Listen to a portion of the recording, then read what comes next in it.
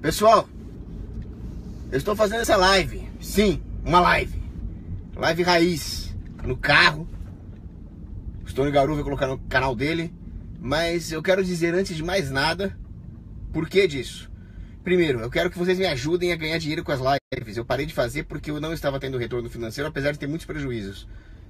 Mas eu estou fazendo essa live porque a primeira conferência anarcocapitalista, ocorrida em São Paulo no último fim de semana, promovida pelo Hugo Vilhena e por outras pessoas que tanto colaboraram, Camila Vargas, Paula Misa, o Arthur, me encheu esperanças quanto ao libertarianismo, quanto ao movimento anarcocapitalista, principalmente no Brasil, talvez justamente porque nós tenhamos um Estado hiperinflado, herança da mentalidade contratualista ibérica, que aqui nós enxergamos mais facilmente do que em outros lugares a importância de se abolir o Estado, a importância do anarcocapitalismo. Nós não podemos baixar a guarda e deixar com que haja uma captura gramsciana do movimento.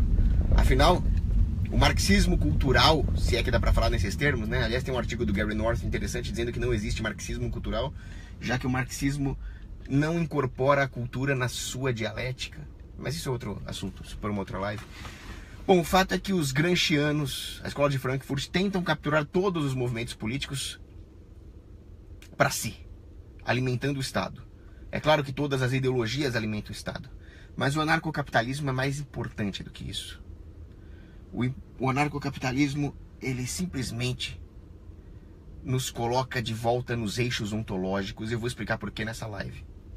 Mas antes eu quero cantar uma musiquinha para poder ser uma live raiz realmente, né? Oh, crow the snow that swept Glencoe and covered the grave of Donald, and crow the foe that raped Glencoe and slaughtered the house of MacDonald. Pois é, conferência anarcocapitalista, houve palestras maravilhosas, e numa das palestras do Cristiano Quioca foi dito o seguinte: perguntaram a Chesterton: o que você mudaria no mundo? E Chesterton respondeu: eu. É a única coisa que precisa ser mudada. E o anarcocapitalismo, longe de ser uma ideologia, ele trata exatamente disso, porque todas as outras ideologias vão procurar mudar o mundo. Como nós podemos mudar a sociedade? Engenharia social pura. Todos os estatistas defendem a mesma coisa, por mais que eles se digam conservadores. Afinal, ao defender um Estado, eles defendem um modelo estamental totalmente desconectado das circunstâncias particulares de cada mônada ontológica que participa dessa sociedade. Tô dando certo é pra quê? Animal! E assim por diante. A única coisa que nós temos que mudar é nós mesmos. O anarcocapitalismo diz o seguinte: não tente mudar a sociedade. Limpe esta tábula onde você colocou seus projetos políticos, jogue tudo no lixo. E a única coisa que você precisa mudar é você mesmo. Como consequência de uma mudança de si próprio, de um autoaperfeiçoamento, nós podemos derivar concepções em política e economia. Então nós vamos dizer aos nossos irmãos o porquê que o Estado não presta, porquê que a interferência do governo é um lixo, porquê que a engenharia social é uma merda. E afinal é justamente por isso que nós estamos fazendo lives, e é justamente por isso que aconteceu a conferência anarcocapitalista. Ninguém, absolutamente ninguém, chegou na conferência anarcocapitalista e falou: olha, a sociedade devia ter tais plataformas políticas, deveríamos ter um Estado que faça tal coisa. Não. Todas as palestras, até as menos brutalistas, foram pautadas por uma aferição objetiva da realidade e por uma necessidade normativa de adaptar o indivíduo à moral absoluta. Isso eu achei maravilhoso, isso resgatou a minha esperança que eu havia perdido no movimento libertário. Tem muita gente ruim, tem um monte de gramsciano, tem um monte de gradualista, tem um monte de gente roxinha e laranjinha por aí, que admira aquele babaca lá da Riachuelo, o novo político de estimação do... Nem vou falar o nome desse psicopata aí. Depois fazer uma live detonando ele.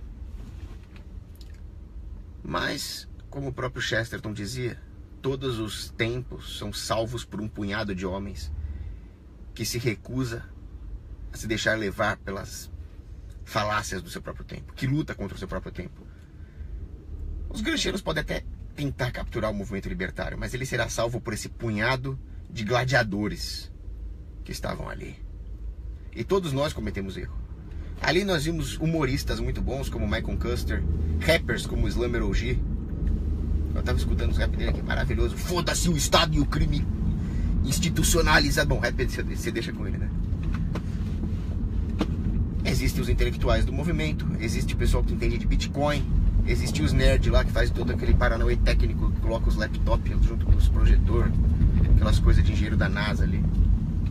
Engenheiro da NASA não, engenheiro das empresas corretas, que a NASA na verdade é só uma fachada para enganar o povo e pegar dinheiro, né? Enfim, todos colaborando com os seus talentos, com as suas habilidades, e no final nenhum presta, nem eu. Aliás, eu sou um dos que menos presta. Vou explicar o que eu quero dizer com isso. O que eu quero dizer com isso é que nós temos talento, nós temos vontade de cooperar, mas no fundo nós somos todos um bando de viciados, de defeituosos. E eu devo ser o pior. Eu devo ser o pior de todos. Porque, apesar de algumas habilidades que eu tenho como oratória, eu acabei xingando um monte de gente dentro do movimento, briguei com um monte de gente, me indispus, ofendi pessoas, magoei pessoas que eu não devia ter magoado. E Deus continua me mostrando o caminho. Deus não está desistindo de mim. É impressionante a providência divina. Exemplo. Briguei muito feio na internet com a Maria Eduarda Chu. Ofendi de uma maneira totalmente anticristã. E aí eu encontrei com ela pessoalmente lá na conferência e ficamos muito amigos. É claro, a internet possibilita a briga porque não tem a empatia do contato pessoal. Com o contato pessoal você ganha empatia. Mas o fato é que naquele mesmo dia da conferência anarcocapitalista, eu fui me confessar com o Padre Michelino. Padre Michelino, se você vir esse vídeo, eu agradeço profundamente a bronca que você me deu no confessionário. Ele disse: você nos seus vídeos defende a Igreja Católica, se diz cristão, mas você não age de maneira cristã, você xinga, você maltrata os outros. E aí eu percebi que o Padre Michelino tem razão. O Padre Michelino nunca falou para eu deixar de ser anarcocapitalista. Ele falou: faça os seus vídeos, xinga o Estado, incentiva a sonegar. O problema é esse. O problema é a maneira como você faz isso. Você faz isso de uma forma cristã. E eu percebi que eu não estava fazendo. Quantas atitudes anticristãs eu tomei aqui. Então eu peço perdão a todos pelo escândalo que eu devo ter causado. É difícil ser simpático com os estatistas. O Cantwell falou sobre isso, eu falei sobre isso lá na conferência citando Cantwell. Mas não é porque é difícil que nós não temos que tentar fazer isso. Não estou falando para tolerar os erros dos estatistas. Nós não podemos tolerar o pecado, mas sim o pecador. Então, quando você for falar com um estatista, você pode usar um tratamento de choque, pode esculachar, pode zoar, pode até fazer bullying, como foi o meu processo de conversão ao anarcocapitalismo com os irmãos Quioca. Mas faça isso de uma maneira cristã, com amor e com respeito pela criatura humana que está ali na sua frente. Mas o que eu quero dizer com isso é que todos nós que trabalhamos nessa conferência anarcocapitalista, alguns como palestrantes, outros com a plateia fazendo excelentes perguntas, e a organização que eu tanto admiro, todos eles são insuficientes sozinhos. Nenhum deles vai conseguir fazer tudo. Por que nós conseguimos? Tolkien explica isso. Veja os personagens de Senhor dos Anéis, me lembra muito as pessoas que estavam na conferência. O Frodo, ele vai até certo ponto, no final ele fica tentado com o anel. O Gandalf tem outras coisas boas e outros defeitos, e assim por diante, o Aragorn, todo mundo. E no final, quem é que consegue fazer o anel ser destruído? Nenhum dos personagens consegue, todos falham. O Frodo, que era o melhorzinho, falhou. Foi a providência divina. O Sméagol lá pegou o anel, tropeçou, caiu e morreu. No final é a providência divina. Mas nós, com todos os nossos defeitos, se nós colaborarmos com isso, aos trancos e barrancos, sem que nenhum engenheiro social possa planejar porra nenhuma, nós conseguimos fazer alguma coisa se realizar. E foi a situação da conferência anarcocapitalista. Ela se realizou cheia de pequenos, mas sublimes erros. Erros de quem estava tentando e se esforçando. Melhor do que não fazer nada, certo? Benjamin Franklin dizia: se você não quer ouvir crítica, se você não quer errar, não faça nada, não diga nada, não seja nada. Então, a segunda conferência anarcocapitalista, que eu tenho certeza que o Hugo Vilhena, a Misa já estão trabalhando nisso, vai ser melhor ainda. E a minha palestra ali vai ser sobre por que o Estado não deve investir em ciência. Ali eu vou meter mais o pau na NASA ainda, cuja grande contribuição para a humanidade foi o sorvete em pó, depois de torrar trilhões do idiota do contribuinte, né? Do pagador de imposto otário que eles cinicamente chamam de contribuinte. Mas na conferência narcocapitalista eu fiquei impressionado com o número e com a qualidade de brutalistas que nós temos aqui. Enquanto o libertarianismo nos Estados Unidos foi capturado por gente da pior laia, o Ron Paul já flerta com os globalistas, defende coisas como uma moeda mundial para otimizar transações. Olha que absurdo. Nega o fato de que existe um projeto globalista no leste europeu. Nega o fato de que os democratas quase causaram uma guerra com a Rússia. Então o Ron Paul, apesar de ter suas qualidades, o Ron Paul currículo é bom, ele já não é muito flor que se cheire. O filho dele é um estatista vagabundo completo. E é isso que se tornou o movimento libertário americano. Gary Johnson, já falei mal desse psicopata. Defende até imposto ambiental. E aí é um bando de left lib, um bando de chorões. Se você fala em roupa, eles começam a chorar. Chega para um left lib lá nos Estados Unidos, as roupas! É bem assim. Virou um bando de mimizento. Jeffrey Tucker, um hayekiano mais mimizento que uma feminista. Puxa saco de Hélio Beltrão, de gente contra o separatismo. E no Brasil nós estamos resistindo tenazmente como espartanos, como poloneses que com uma inferioridade de 40-1 enfrentaram os nazistas. Isso aqui nos mostra que o libertarianismo brasileiro é cabra-homem. Nós temos condições de resistir aos gramscianos. É claro que nós sofremos ataques, muitos ataques. Ataques tóxicos, como o discurso daquele desgraçado da Riachuelo. MBL, Partido Novo, esses lixos, eles vão tentar atacar. O que nós temos que ter em mente, isso também me deixou feliz, é a importância da moralidade judaico-cristã, da Igreja Católica. Então eu estou vendo que, mesmo que muitos libertários não tenham o dom da fé, que é um dom sobrenatural, eles estão vendo a importância sociológica de princípios morais absolutos. Não vamos nem falar na religião, vamos falar em princípios morais absolutos.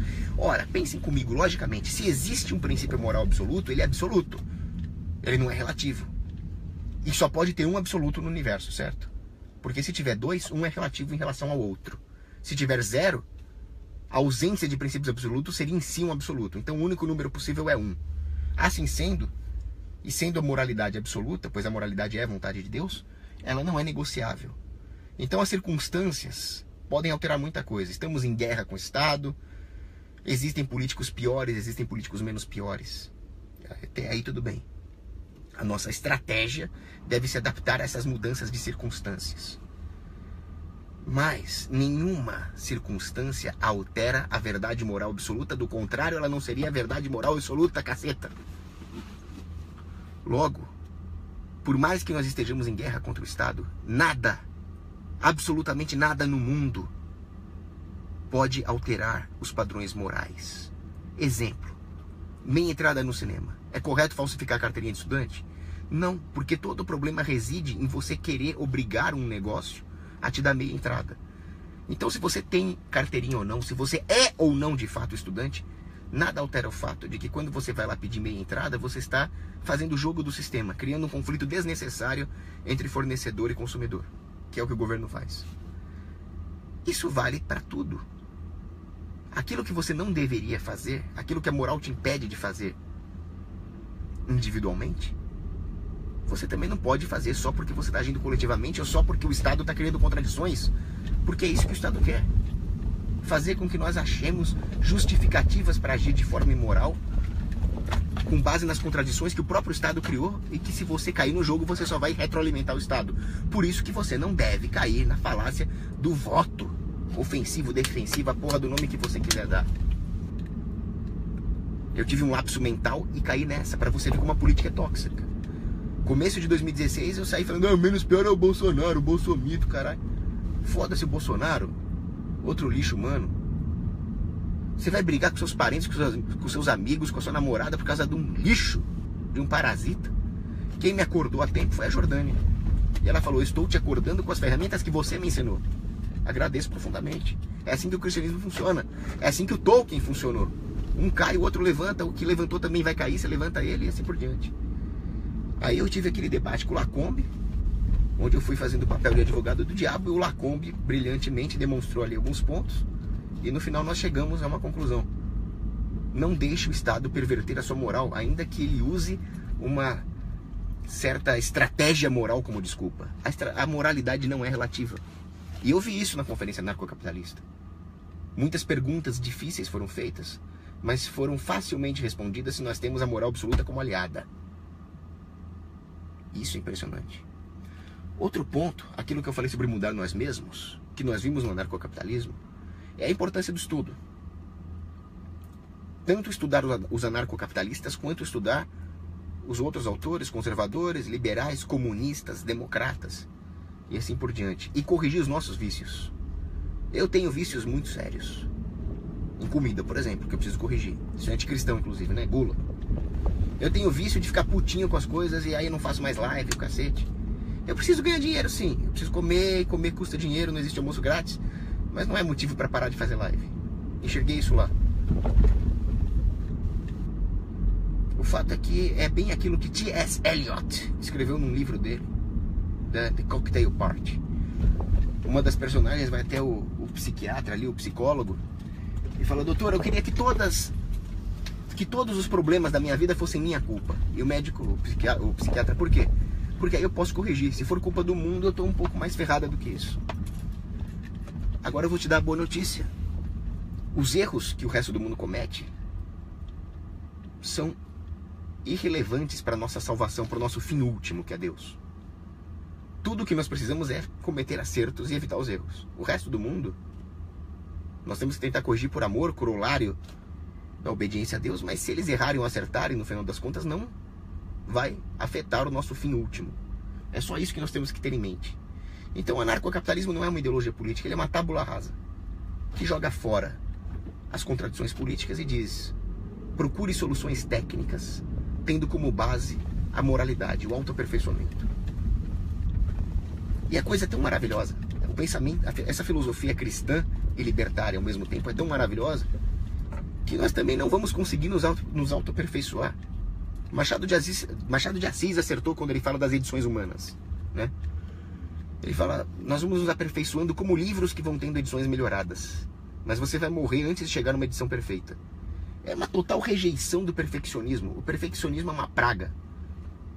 É o perfeccionismo que faz alguém querer um Estado.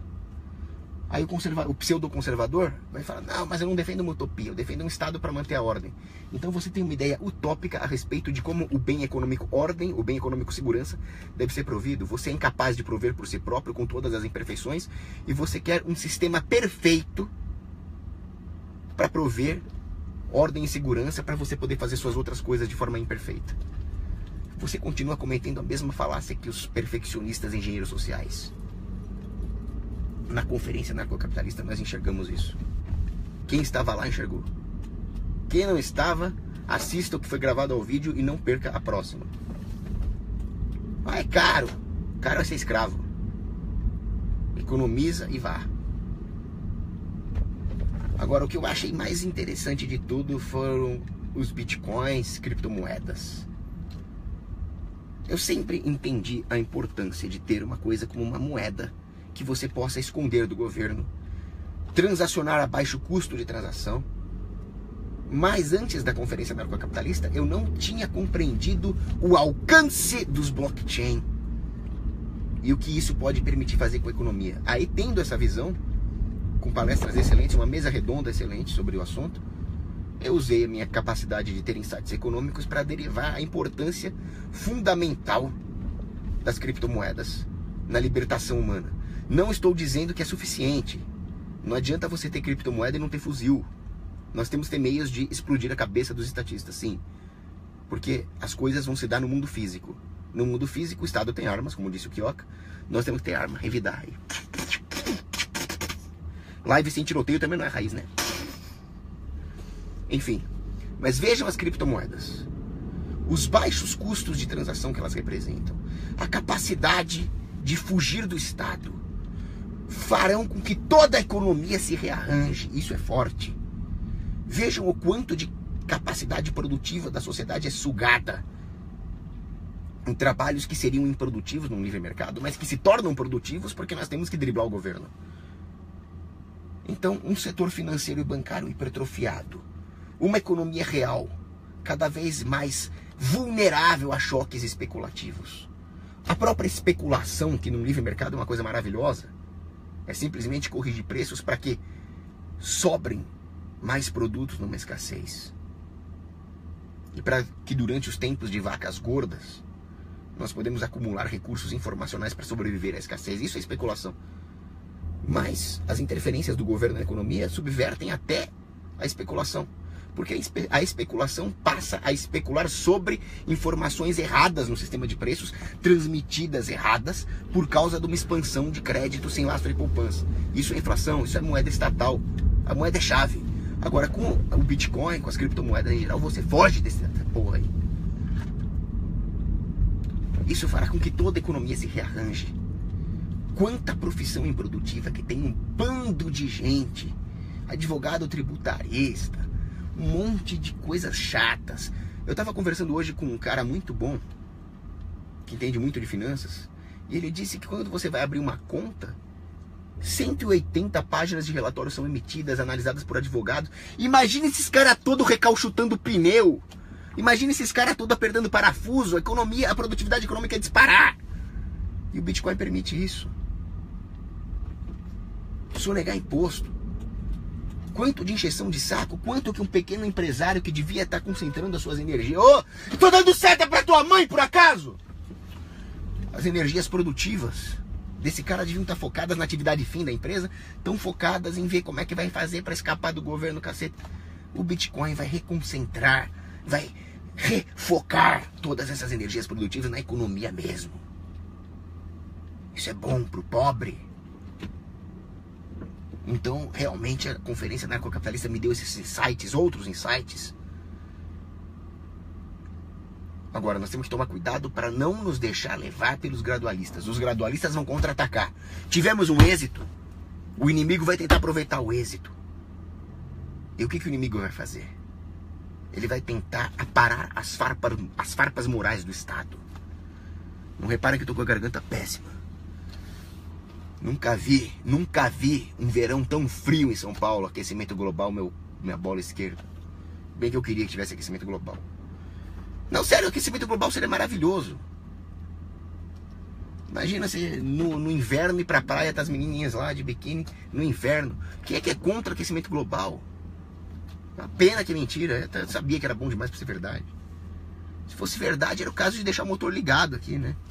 Se não fosse gastar gasolina. Onde é que eu tava mesmo? Assim, claro. Eles tentarão aparar as farpas morais do Estado. O Estado sempre vai se expandir. Isso é um axioma. No que ele se expande, algumas partes do sistema vão sair ao controle, alguns burocratas vão querer ganhar mais que outros, a ponto disso bater na lei natural. E as pessoas começaram a questionar o Estado. Daí o crescimento exponencial do libertarianismo com a eleição da Dilma, por exemplo. O que um libertário vai fazer? Um libertário vai torcer para a repressão estatal diminuir. Então é mentira que o anarcocapitalista acha que quanto pior, melhor. Mas ele vai saber que isso são flutuações, são erros do inimigo que devem ser aproveitados. O que o liberaloide político vai fazer? Ele vai canalizar os esforços das pessoas não para reaver o absolutismo moral, mas para dizer que o Estado não é tão ruim assim, que a agressão do Estado é correta, desde que nós saibamos manipulá-la para reduzir o próprio Estado. Quer dizer, no fundo ele é um hegeliano de merda. E aí o que ele vai fazer? Ele vai realmente conseguir que o Estado eficientize algumas coisas no seu projeto político no curto prazo. Por exemplo, o tripé macroeconômico. O tripé macroeconômico, como bem lembrou o Quioca, é uma tentativa do Estado de sustentar a própria expansão psicossocialmente. Porque a hiperinflação expõe toda a contradição que é o Estado numa economia. Coisas como meta de inflação é o Estado afirmar, não, eu vou te fraudar, eu vou falsificar a tua moeda em tantos por cento. E aí o liberaleco aplaude. O liberaleco então tira essas farpinhas morais que estavam incomodando a lei natural e que seriam nossa única arma. De forma que o Estado possa assentar-se psicossocialmente e então partir para uma expansão inaudita. Sun Tzu dizia isso, né? Recue um passo para poder avançar dois. O que o liberaleco faz é permitir que o Estado aproveite esse recuo a seu favor Quando tudo que o anarcocapitalista quer é que nós continuemos lutando. Se o Estado recua, vamos fazê-lo recuar mais. Porque ele é imoral. Porque a sua própria existência é imoral. E é este conceito moral é a única arma na luta. E é a arma que os gradualistas querem jogar no lixo. Eles são colaboracionistas do Estado. Então, esquece eventozinho liberaleco, liberticon, liberdade e democracia, o cacete, Instituto Hélio Beltrão. Vamos pra conferência anarcocapitalista, caceta. É isso. Grande abraço. Não vou ter pergunta porque agora eu vou pro Krav Maga. Comecei esse mês pra poder meter porrada em estatista. Abraço.